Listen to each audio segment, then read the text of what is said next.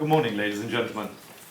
I'm Timothy Lyons. I'm an advocate in the United Kingdom and in Ireland, and I'd like to make two preliminary points. The first is this. If you have come to Thessaloniki believing that you are going to learn about EU direct taxation, then I'm terribly sorry to tell you you are wrong.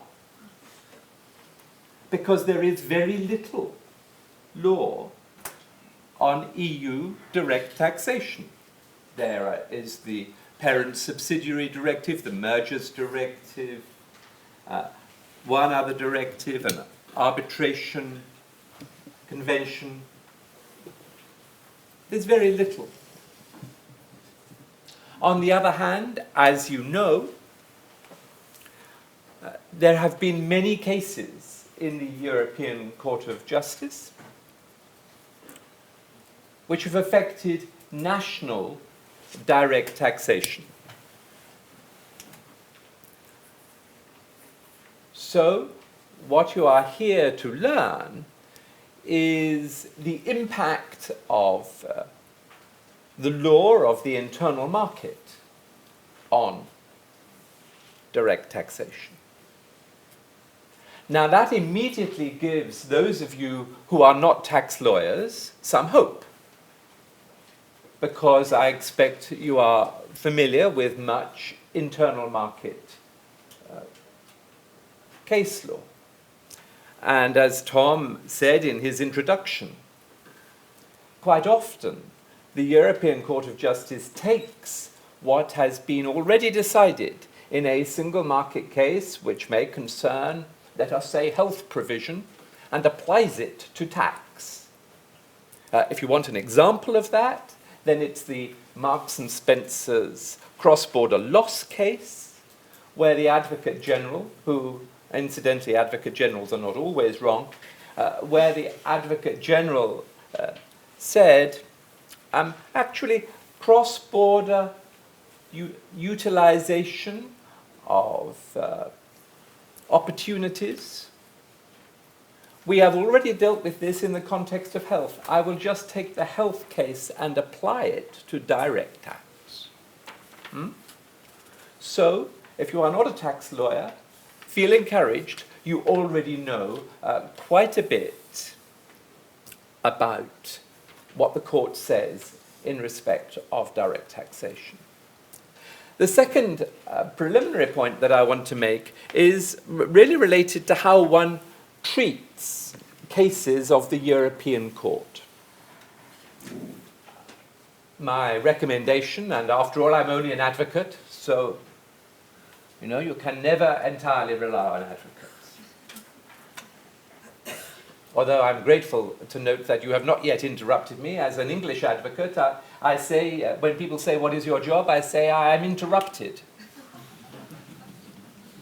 You are always welcome to interrupt. But the second point that I want to make is that it is a mistake, in my view, to isolate the latest case that the court decides and run around like a child in a sweet shop with this new case, and then you find that some people say, if we take the analysis which the court has adopted in this new case and apply it to the other, did you say 300 cases, we can produce a revolution. And this is not the way to read the cases. Case law develops in a continuum over a long period of time, and when the court decides one case, it does not undecide, if I can use that word, all the others. And it is an academic excitement to say that it does. Very occasionally, the court will say, we are making a change of direction. Very occasionally. You can think from your own experience of cases like that. The case of Keck, would be an example in respect of free movement of goods. But what I would say to you is that when the court does take that approach and say that it is changing things, it tells you. It does it consciously. It doesn't do it unconsciously. Oh my goodness, look what we've done. It isn't like that. So beware of advocates who come in front of you and whose case rests on one decision of the Court of Justice, which they say changes the universe, and therefore you must decide in their favour. You can feel much more comfortable with an advocate who shows you a continuing line of jurisprudence, and which therefore leads you to a conclusion. The court is about consistency, not about revolution. And if I'm allowed to say this in a training session, it does seem to me sometimes that the people who argue for the court being a revolutionary institution probably are not altogether comfortable with the notion of the court at all.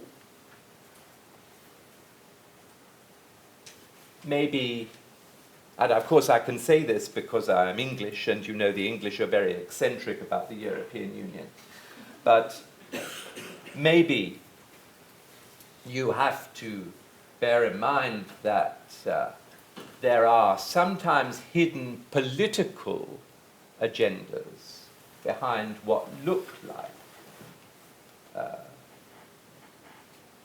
legal and technical propositions. And I want to come back to that a bit later on. But now if I can work this wretched machine, we all know this case, do we not? Costron-Enel, it is, we have lived with it since we were babies. Yes, someone said babies. Yes, we have it. It's in our blood. Take it away, and we have nothing. But partly because I'm here to give you an introduction, but also as a matter of logical necessity, it is this case and the fact that the EU has created its own legal system, and this case also talked about the preeminence of EU law. It is because of this that we worry about the compatibility of national tax systems with EU law. That compatibility must be established. Now, that's not altogether welcome news, and even very basic things in the court need to be stated again and again and again. And this is why the court is consistent, because you see, Philips Electronics was a case about UK group tax relief. We don't need now to look at it in detail. You may or may not look at it in detail during the course of this session, but I want to highlight to you what the court told the government of the United Kingdom at the end of the case, because the national court said, okay, if our group tax relief rules are not compliant with the treaties, what do we do? Perfectly sensible question for a judge. Okay, I have a set of non-compliant rules. What do I do? And the court gave a very clear and useful answer which restated its position, which has been clear for many years. Well, it told the court you must fully apply directly applicable EU law. And you will, of course, remember that all the treaty freedoms are directly applicable now. And it said that you must protect the rights which EU law gives. And here is perhaps the more interesting response. You must disapply any contrary provision of national law. Now, that's not to say that your national law becomes invalid within the national system. It is to say that it is your job as national judges to disapply national law. Now, in a way, that is quite a revolutionary concept. After all, many of you will have taken oaths at the start of your judicial career to uphold national law and apply it. And here you are being told that your job is not to uphold national law, but to disapply it. Now, how you do that, you will have regard not merely to the tax cases, but to the general body of EU law, which has applied and has been developed and operated within your system. We find in the United Kingdom that one of the effects of this obligation to disapply is that judges have suddenly been given a very powerful tool because we have always had, as part of our legal theory, that judges must obey what Parliament tells them, what the legislature tells them. And now their duty is not to obey. And so you find that a tax provision which requires discrimination against a foreign national, let us say, is to be disapplied, often to be ignored in interpreting the law. Sometimes judges have to put into the tax legislation whole phrases, whole clauses to make the law compliant. You can technically read the law as, if it says something discriminatory, as saying something discriminatory subject to compliance with the treaties, which of course changes the meaning of it entirely, but nevertheless ensures legal consistency. And perhaps before we leave this, and we are starting at the outset of these seminars to think of what may be useful foundations for your thinking later on, you will be aware that your work as national judges is often politically immensely sensitive. And it is nowhere more sensitive than when you are deciding a matter on which your national budget depends. Now, you will have seen in the cases of the European Court that sometimes member states have gone in front of the European Court and said, but this corporate group tax case will, if we lose it, if the state loses it, we will lose 200 billion, million, zillion, gazillion, whatever it is. And it's not just the United Kingdom that says that, but you can go through the cases and you can find a number of member states. One of my favorite examples is a case called Bosel, which came from Amsterdam, where the Dutch government said, well, we will lose X million guilders. And it looked a huge figure. Then you translated that into euros, and it looked slightly less. And then you compared it with what the government told the taxpayer after they had lost the case, And they said, well, of course we lose a very small amount of money. You still have to pay lots. But the point is that this is politically sensitive. I can't help you with that. I simply acknowledge it. Of course it is. All I say to you is that as judges, if you do find yourself facing something that is politically sensitive, then you can reassure yourselves that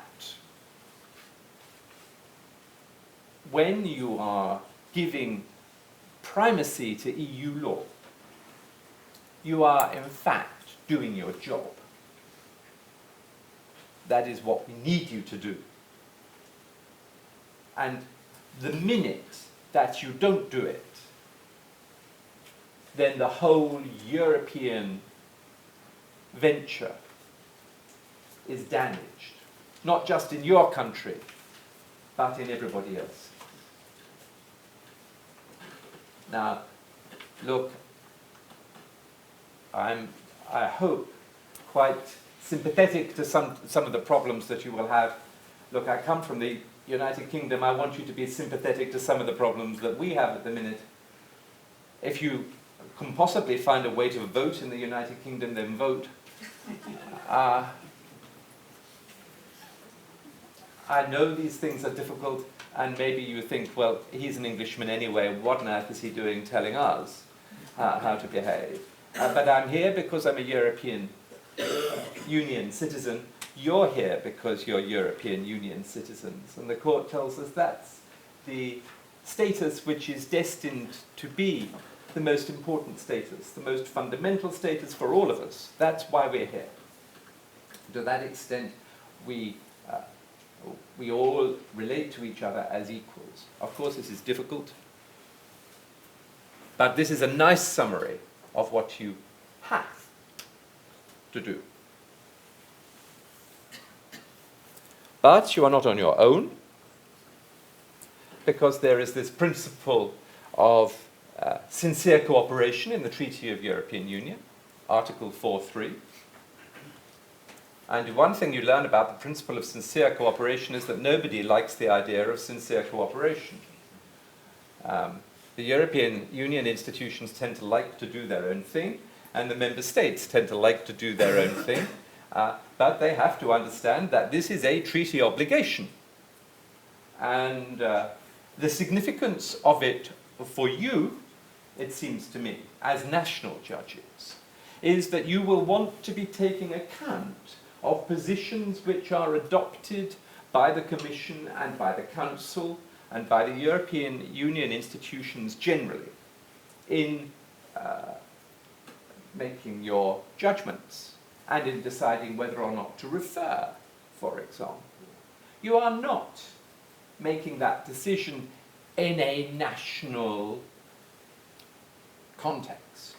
You are making all your decisions in the context of member states having the obligation to help each other and the institutions. That should provide some comfort to you. You are not on your own. It is a union after all.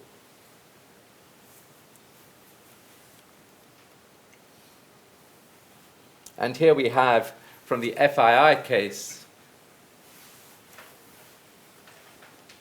a phrase that comes at the beginning of almost every judgment on tax, affecting tax, that the court makes. And you might want to put it at the beginning of your judgments too, because it is the conceptual foundation of why you deal with EU law in the context of direct taxation. Direct taxation falls within member states' competence, nonetheless. You must exercise that competence within the constraints of community law. That is your justification for interfering. If the advocate for the treasury of your national, in your national system tells you, get out. This is not this court's business. You say, it is. It is. It has to be. And your obligations are very wide-ranging. You know, there's rather one very amusing case from Luxembourg many, many years ago in the 80s. And the Luxembourg advocate went to the Court of Justice and said, well, okay, our law, strictly speaking, may not be compatible with the European Union. But we have very efficient bureaucrats in Luxembourg. And they have various administrative processes which will ensure that this discriminatory provision of the law never applies. So, therefore, we win the case. Huh? No. No. Because the requirements of EU law impact upon substantive tax law, but also administration. You cannot rectify by administration what you have rendered improper by law, as well as substantive tax law. You can find procedural tax law and administration, contrary to the treaty.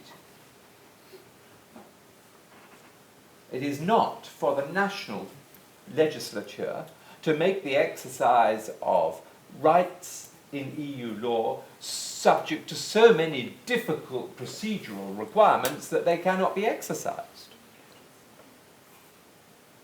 And then there is, we have to recognize, regional law in many countries. It's not all countries are unitary legal entities. So regional law must comply. I have some amusement. I may say this because I'm in Greece, and I also, as Tom told you, do customs duty law as well as direct tax. But you may remember all of those customs duty cases a long while ago where they said, well, actually the customs duty that we're imposing is imposed between regions. It's not imposed between countries. Therefore, it's all right. And the court said, no. This is a customs union which involves member states. But the implication, of course, also is that what you do regionally is subject to EU law. And then I put down here double tax treaties as well, because you may find you have an advocate in front of you one day who says, well, actually, this is different. This case is different. Because it's about the operation of double tax treaties. And indeed, that is what people went in front of the European Court of Justice and said in cases like Saint-Gobain, long time ago. And the court said no. The European Court, no. Your double tax treaties, just like your substantive tax law, just like your administrative provisions of tax, must comply with EU law and must be interpreted in accordance with EU law. And therefore, in certain circumstances, you can alter the application of a treaty just as you can alter the application of a statute. Not all the time, of course. We don't have the trade lawyer's equivalent doctrine of most favored nation in direct tax. They argued for that in a case called D, but it didn't happen. There is no notion of most favored nation, but there is the obligation to be EU treaty compliant. Now, we've said that your obligation is to apply EU law. What EU law? You know this, so I will be very brief. And in any event, I have now only 15 or 16 minutes left. So the single market, the internal market, the fundamental freedoms, you know. Goods, people, services, capital. And the important thing, I guess, to note there is that capital, as you will be well aware, free movement of capital is not just an internal market thing.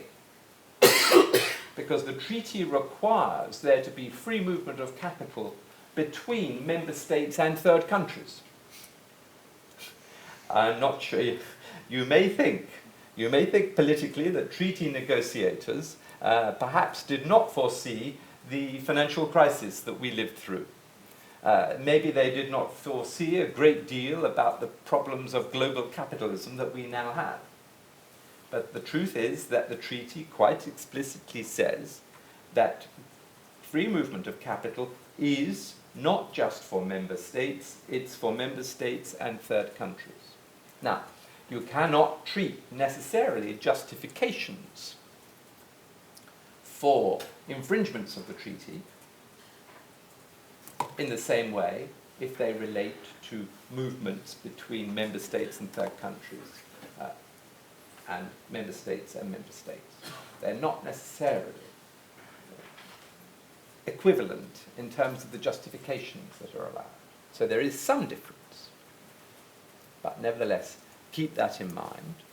The other thing to keep in mind is state aid. And if you, I mean, you don't need to be a judge to keep this in mind. You simply need to read the financial newspapers or even the non-financial newspapers. Because you know very well from your own daily life that the European Union institutions are much concerned with whether member states are giving companies state aid by giving them favourable rulings. One thing to highlight for you as judges, you don't just give a state aid by a ruling. You can give a state aid in all sorts of ways. One way you can give it is by settling litigation on favourable terms.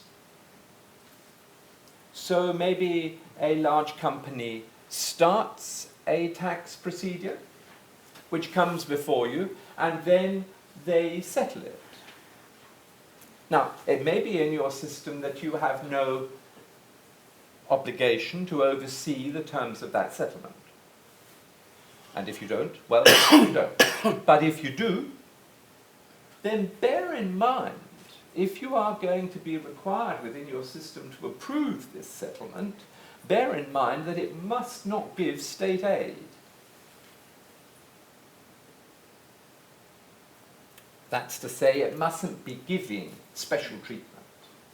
You can settle something by all means, but you cannot do it by putting a multinational company or any other company in a favourable position which distorts the market contrary to the provisions of the Treaty on State Aid. Because, as you will know, as well as me, state aid can be any form of aid. It can be given by your tax system as much as anything else.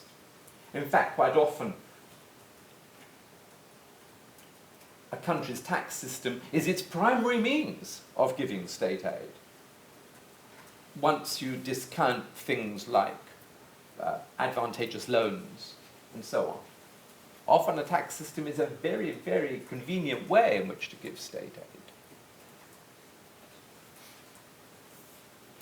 So the internal market and state aid are the two main things you keep in mind when you're asked to look at your national tax provision and EU law. Now, I've just put here, you will know this, I have just put here Article 263 and Article 267 of the treaty. The preliminary ruling procedure is the one really that you're going to be, as national judges, concerned with. Somebody is going to come to you and say, this provision of national tax law is non-compliant with a provision of the treaty. Will you please refer the matter to the European Court of Justice? And if they do, you can ignore photo frost and cases like that, but you will want to keep in mind Commission in France, which I put on the slide there. The other matters, photo frost and so on, are useful because they are cases which emphasize the need for the unicity of community law. So they are useful as a statement of general principles, but they are statements made in the context of an attempt to invalidate EU legislation. The Commission of France was different because it was an infringement procedure brought by the Commission against a member state, against France, because of the way that it treated the tax position of French branches of foreign insurance companies. And I think it's probably 26 short paragraphs long. If you really are averse to reading judgments of the court, this is a judgment that you can read before you have your aperitif this evening. And it is still hugely relevant. And if you understand it and you think about it, I promise you, you will have the intellectual equipment to deal with almost anything you get today, notwithstanding the tremendously complex analysis that one sometimes finds in more recent preliminary rulings. That's not to disparage those complicated rulings, but it is to say if you're coming to EU law and national tax for the first time, then really read this case and think about it. Almost everything that subsequently became a problem is there, even double tax treaties. And it's 1986 that it was decided. It was commenced, I think, in 1983. Well, you can see that it was commenced by the Commission in 1983. The Commission was incredibly nervous. You can see that from the report of the case. It was a case about the taxation of insurance companies. So the Commission said, well, this is, my lords, as we would say in England, judges, this is about the taxation of insurance companies. At one level, this is obviously true. But at the conceptual level, it was completely wrong. Because the business of insurance had nothing at all to do with the case. What was important was the taxation of the company. And so the court quite rightly says, and remember this is back in the 1980s, the court quite rightly says to the Commission, no, it's not about the taxation of insurance companies. It's about taxation. The court understood very well then what was going to happen. And perhaps the Commission did, but for tactical reasons, you can understand it. I mean, I'm not criticizing them, believe me. I know what it's like to feel nervous in front of a group of judges. And I know what it's like to try and make the case look as if it's not significant. Huh? But this is no problem, you can decide this. You can decide in my favor and you have done nothing. You've just done something normal and we can go on to the next case. That's of course what you always say when you have something really big. You don't make people nervous unnecessarily. Gosh, this is really, really important and you are going to be known forever afterwards, however you decide it. Anyway, go back to Commission and France. Let me say something about the preliminary ruling procedure because it does vary between different countries. I'm going to fall over this again, by the way, before the end of the lecture. There's nothing here to indicate to an engaged speaker that he's about to get to the end of the platform. The preliminary ruling procedure is differently understood in different member states. And I remember not so long ago being with a group of judges, tax judges, in one member state. I shan't tell you which one, else you'll begin to analyze this on a national framework, and I don't want you to do that.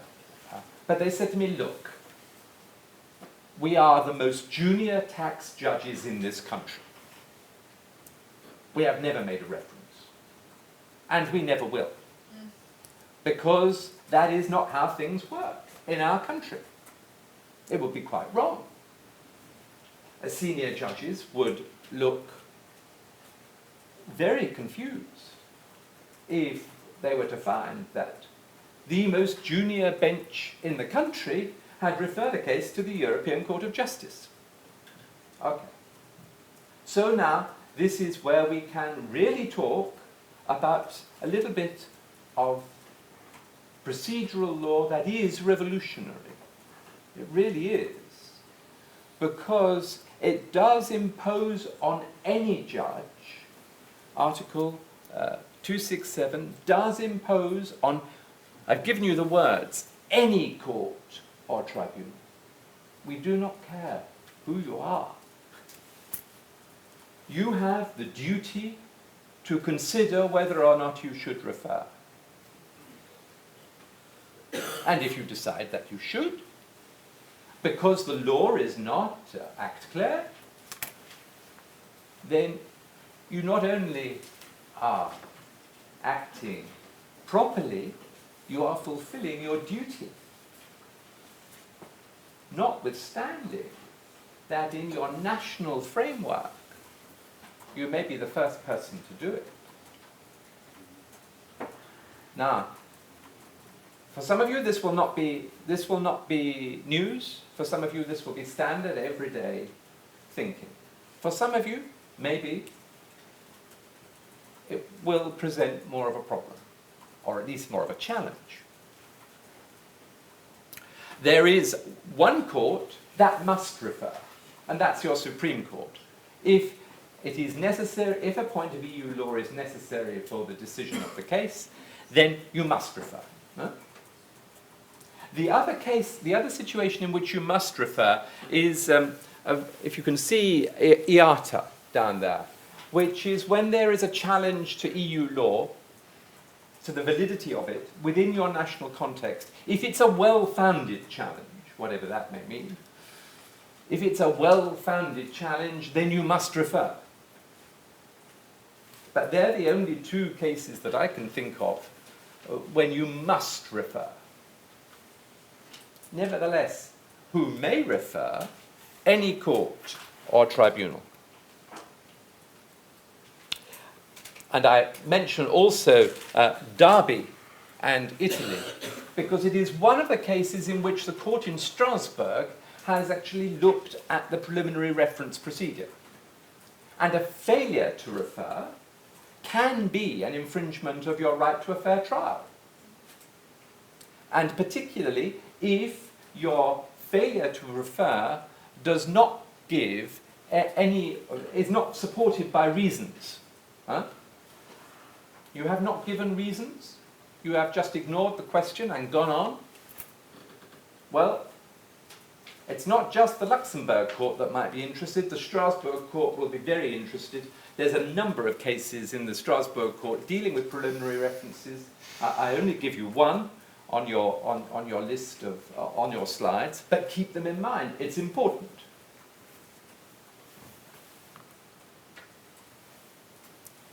Now, we talked a little earlier about what to do if you're in the position of having to disapply law.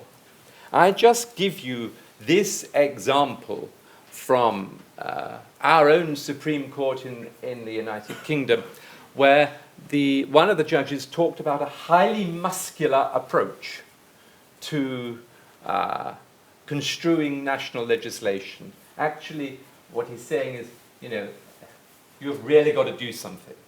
Maybe quite radical to the legislation, but that's how it is. and the authority for that was Leasing.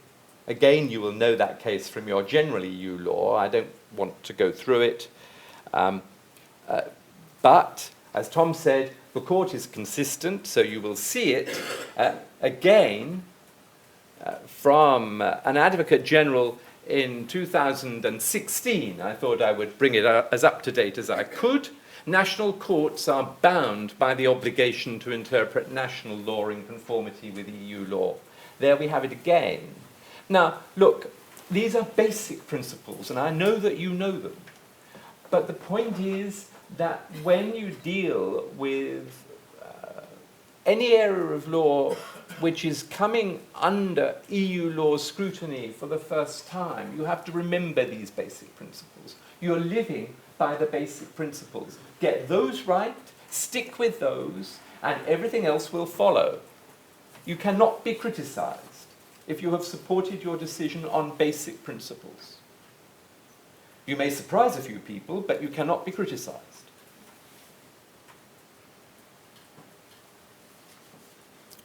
Well, let me just quickly say there are other things to keep in mind in respect of a national court and direct taxation.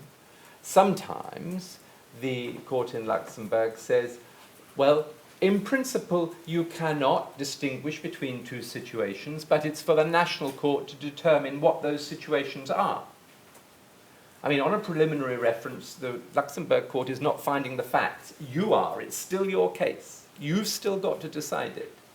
So that obligation is not removed from you.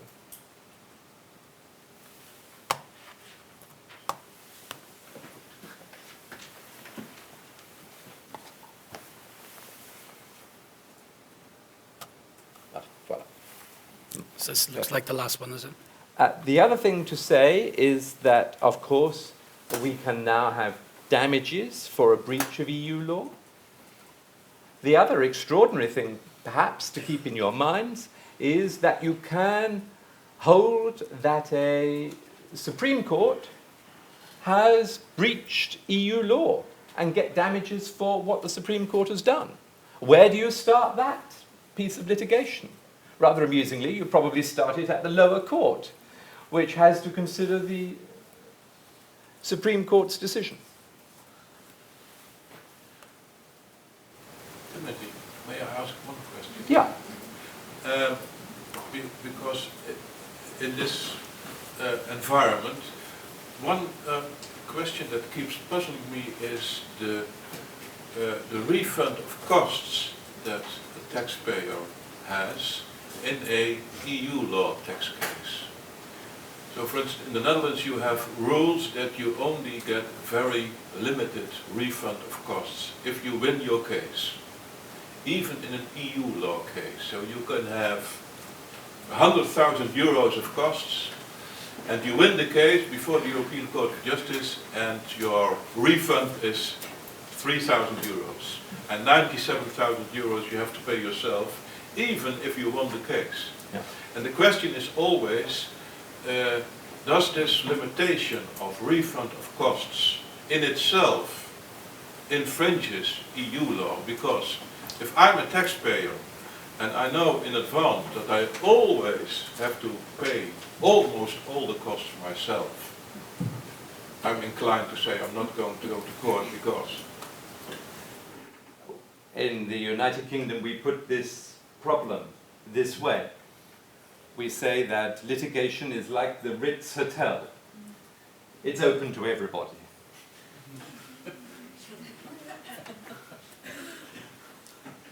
This is the problem. Does the fact that your litigation remedy is made difficult for you to exercise by the costs rules, does that infringe EU law? Well, I'm going to give you a very, very brief response, but advocates are always supposed to answer the question of the court as well as they can. Here goes. The answer is that if your costs rules are different in respect of EU cases from those applicable to other cases, then you have a problem of compliance. Your costs rules should not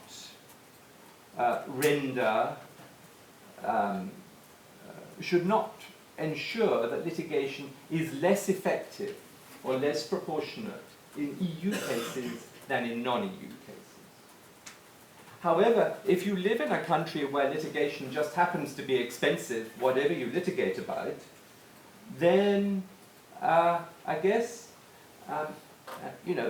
take advantage of free movement.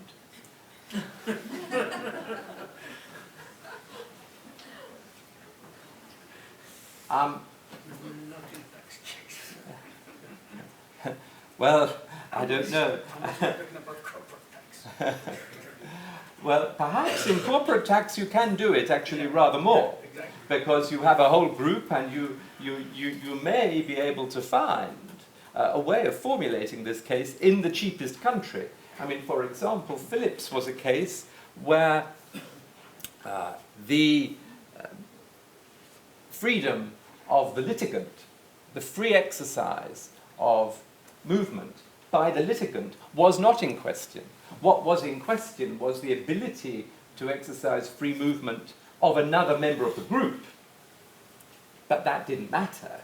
The litigant could still rely on the tax law adapted for compliance with free movement. So there is a certain amount of, I shouldn't tell you these things, should I really? But as your judges, you may want to say, well, actually, why don't you start this case some other country? But now, to go back to Gerhard's question, there is something else, I think, to throw in the mix, and that is not just EU law, but bear in mind various rules on costs could, and I say could, not would, could be affected by the right to a fair trial in certain circumstances, in very specific circumstances. It's not easy, not an easy argument, but conceptually, keep that in mind. And now, Tom was giving me a hint that the last slide should come up, and here it comes. We end where we started, with a statement from the European Commission quite recently that effective national justice systems are crucial for upholding the values upon which the EU is founded, for the implementation of EU law, and for the strengthening of mutual trust. That is, of course, why I asked you to remember Article 4.3 at the outset of the lecture. So, ladies and gentlemen, your job is really very simple, I think. You merely have to ensure that effective national justice systems exist. It may be simple to articulate, simple to state. We all recognize that it is more difficult in practice, and it is not only sometimes technically difficult, but we all recognize it is difficult and makes demands on you as characters, as people. Best of luck. Thank you very much, Timothy.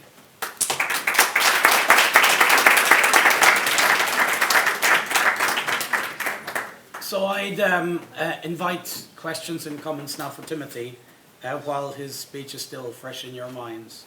And please don't be shy. If you need a microphone, we have a spare microphone.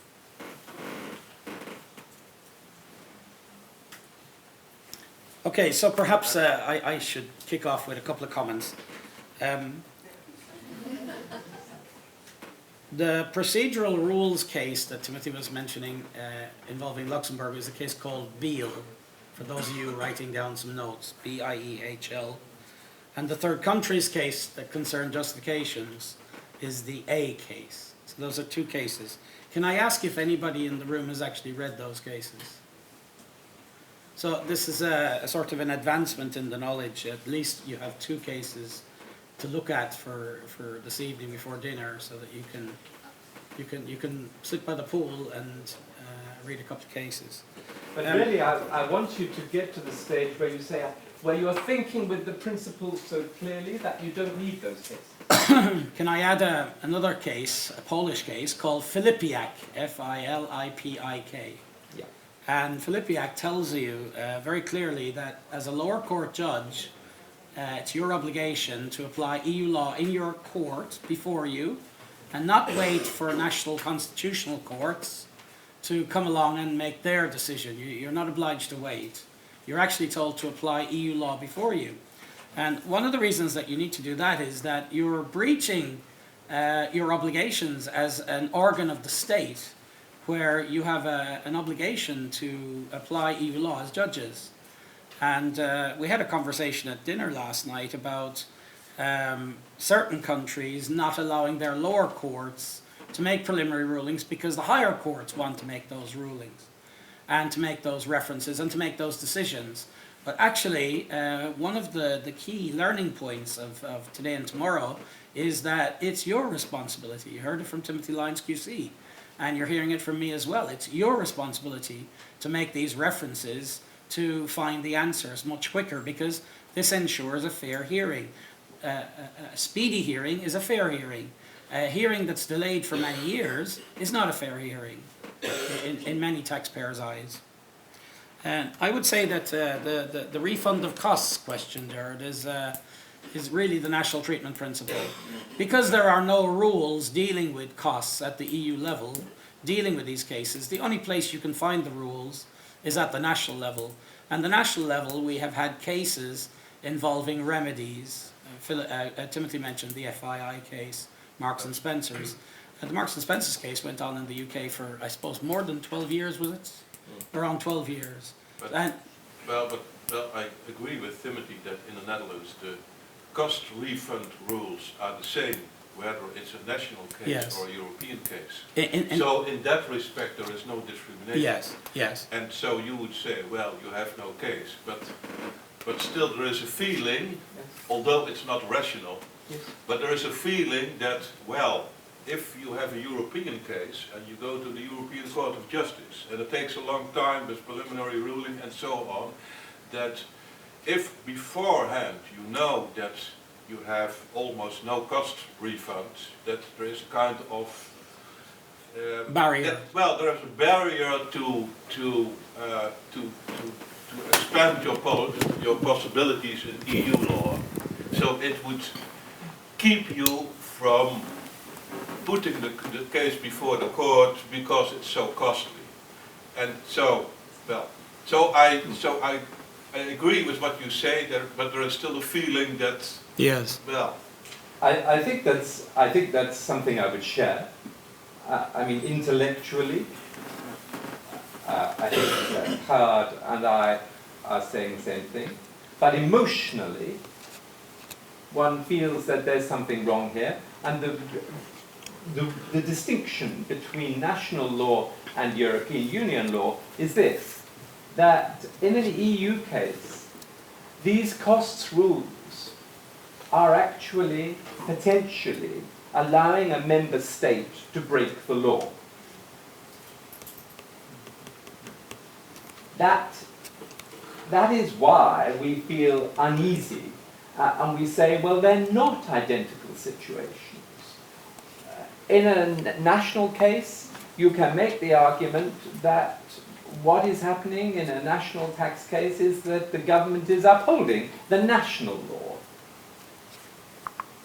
Or at least national law is in issue. When EU law is in issue, there is a potential for the member state to escape its proper responsibilities. And the only way that that can be addressed, unless you get the Commission to act, which of course will be a very quick thing, unless you get the Commission to act,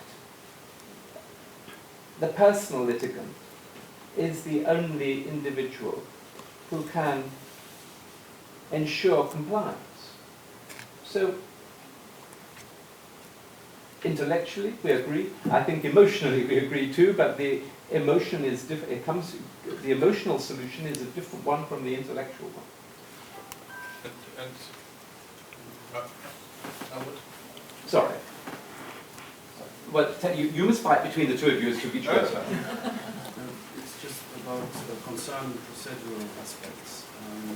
Because probably you know this case better than I do, but we have the case Melki and Abdeli against France about problems between constitutional courts and lower courts, and it's also a very interesting case. Well, I think this is right, and it highlights what I think we may as well be clear about, that EU law does have profound implications for the constitutional provisions of member states. And things like, if, for example, in the United Kingdom we have a legal doctrine that says a court which is junior should follow the decisions of courts which are senior. This has been how we ever managed to develop a legal system. But when we join the European Union, that rule goes. The most junior court must follow EU law, even if the Supreme Court has said the opposite. So the key, the principle to take from this, for which I hope will be relevant to all of you, the principle is that EU law can have profound implications for your national procedural rules. Can I ask you about this last thing that you mentioned? So if you have in a specific case a decision by the Supreme Court, and then the case goes back to a lower court, do you have a rule under which the lower court must follow the decision of the Supreme Court? In any case, I mean, even if the lower court faces the possibility of contradiction between the case of Luxembourg Court and the decision of the Supreme Court in this specific case? Well, the answer is, what do we do about, what do we do in the United Kingdom about contradictions between the Supreme Court, higher courts and lower courts? Well, it is quite accepted now that any court must follow EU law, come what may.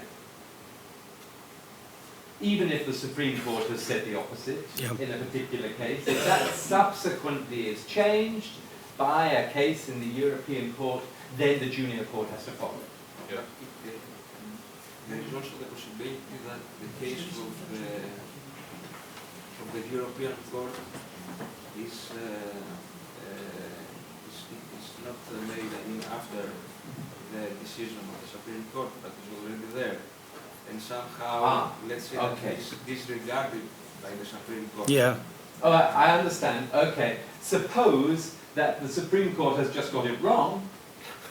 What do we do? Well, of course,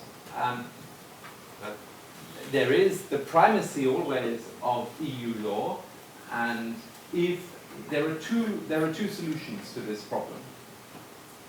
One is that the lower court says, in our view, it is very, very plain that our Supreme Court has gone wrong. Therefore, we shall come to the decision which we think is plainly right. That would be one solution. You might say that would be a brave solution, but that is one solution. The other solution is to say, for the lower court to say, well, we are really now jolly confused about what the European Union law is, therefore we shall refer it to the European Court. Yeah, that's probably the correct approach. Well, you see, as an advocate, it depends. Of course, it depends on the facts. It depends on the facts. But from an advocate's point of view, you can see that you might want to say to your court, look, the Supreme Court had a really off day. They got it plainly wrong. We've made a complaint to the Commission, because this is probably what would happen. We've made a complaint to the Commission, and the Commission is running with it, and the Commission is going to start infringement proceedings. Therefore, please, just do the decent thing and then apply EU law. And that has two effects. There's some chance that you'll get the court to agree with you. But by golly, if it doesn't agree with you, it will be very, very motivated to make a reference, which after all maybe is what you want. Yeah.